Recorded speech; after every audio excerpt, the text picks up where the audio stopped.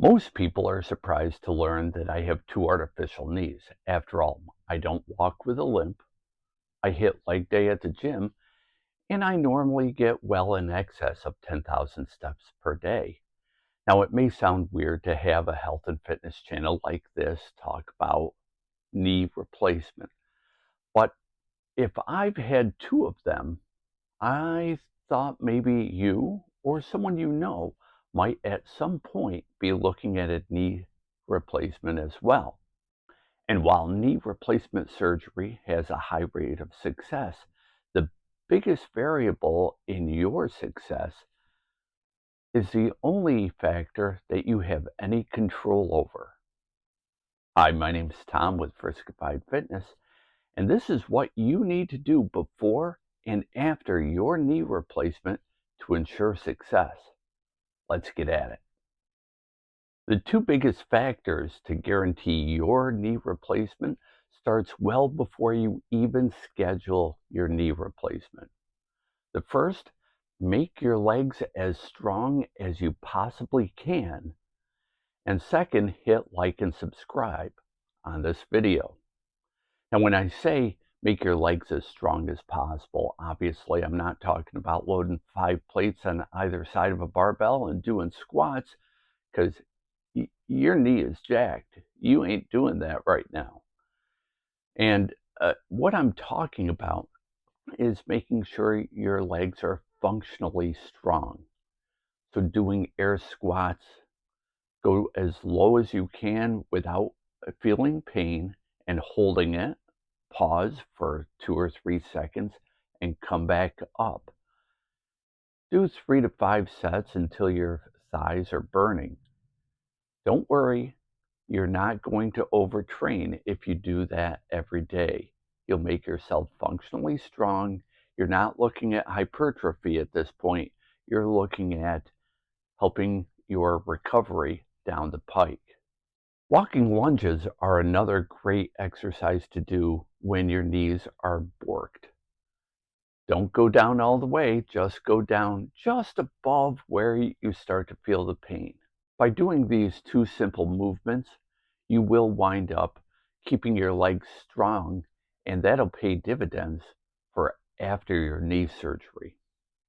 Let's take a moment and talk about what you'll need to get before your surgery to ensure success after your surgery. You'll need to get a walker with wheels, crutches, and a cane. Now, you could buy them yourself, but you could also most likely borrow them from your local volunteer ambulance. They usually have a library of such items to borrow. Also, before your surgery, the medical team will tell you a few things you need to do. They'll give you some special wipes that you need to use to bathe yourself, to wash yourself in the days leading up to the surgery. That's to sanitize your skin and reduce the chance of infection at the surgical site. They'll also recommend that you get a shower chair and a toilet seat riser. Get both of those and don't get rid of them after you're done with them. After my first knee replacement, I told my other half, well, we can get rid of them. She goes, no, hold on to them just in case. Well, that just in case came because I had another knee replacement. Also, the medical staff will tell you that you need to get these special protein meal replacement things, and they're pretty expensive. You don't need to do it. And this is controversial. You don't need to buy the case of what's essentially Ensure. If you're watching this or any other fitness channel, chances are you have a big old tub of whey protein. That will work just as well. It's the same doggone stuff. Now let's talk about a few things that you can do to make your life a little bit easier. That walker with wheels, tie a bag or two to it so that you can stick stuff in it, because you're not going to be able to carry your things from room to room while you're using the walker. It's nice to have those bags so that you can actually carry them, your phone, your tablet, your remote, maybe a bottle of water, something like that. Let's talk about the day of surgery. You just woke up from your nap and now your leg is feeling funny. Well, they're not going to let you rest. Your physical therapy starts as soon as you wake up, basically. They will make you stand. Don't worry, your knee replacement can hold your body weight. You won't feel too confident, but your leg will be able to hold you. And you'll notice that you're probably not in as much pain as you thought you'd be. And that's because at the hospital, when they put you under, they pump you full of drugs that allow you to smell colors. Ooh. Now you'll stay at the hospital overnight. The next day you'll come home and you won't feel like you're in that much pain. Make sure that whoever's driving you home stops at your local pharmacy, picks up the prescription for pain pills. And you want to make sure that you take those pain pills. I say that from personal experience because after my first knee surgery, I'm going, oh, this isn't that painful. And so I didn't take the pain meds that were prescribed. That was a mistake. And I was in so much pain, I thought I made the biggest mistake of my entire life. You want to make sure you take the pain pills. Look, nobody is a fan of taking opioids or anything like that, but they're there for a reason. Take them because it's better to smell colors than feel pain. Now, I didn't like taking the pain meds myself because while they took the edge off, I didn't like the way they made my head feel. But I had to take them because I didn't want to be in as much pain as I had been. Lesson learned. Also, you'll be icing and elevating often. And while you could use the ice pack that everyone has in the freezer, I encourage folks to get an ice pack that's much larger. You can get it on Amazon. You can see, I'm showing it to you now. It's much bigger and you don't have to worry about it falling off your knee or wrapping it on your knee or anything like that. It makes your life a lot easier. I bought two so I could have one in the freezer at all times and have one available to put on my leg. Now, post-surgery, your physical therapist will be coming to your house 1 or 2 times per week, and she or he will show you the exercises they want you to do to increase your range of motion.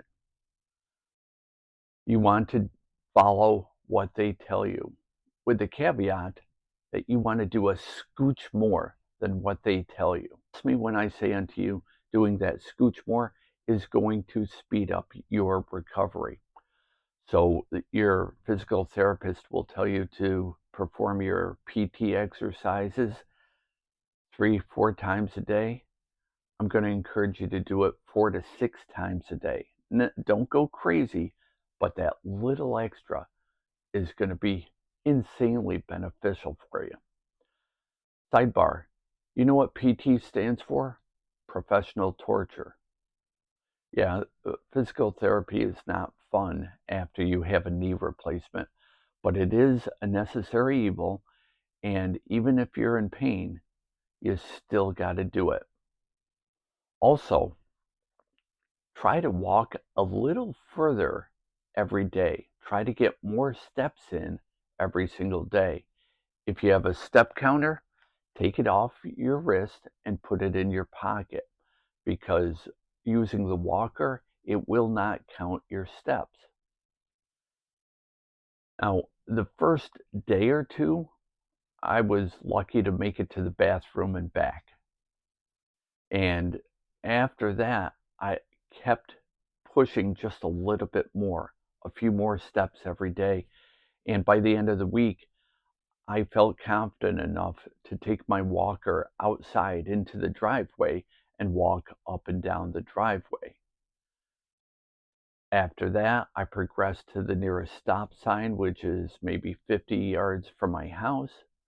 And then eventually I worked my way up to walking around the block using crutches.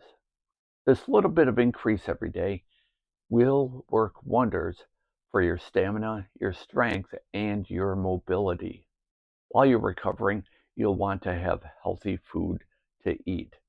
You don't want to eat out of boredom, so make sure you have healthy snacks around. Otherwise, you will pack on the pounds, and that is not what you're looking to do. But remember, motion is lotion, and I did not invent that phrase. The hospital staff repeated it to the patients ad nauseum. Moving more will make moving more easy. So the more you move, the better you'll feel and the quicker you'll recover. So here's what to expect as a result of a knee replacement. The doctor will do his or her job. The physical therapist will do her or his job. You've got to do your job both before and after your knee replacement.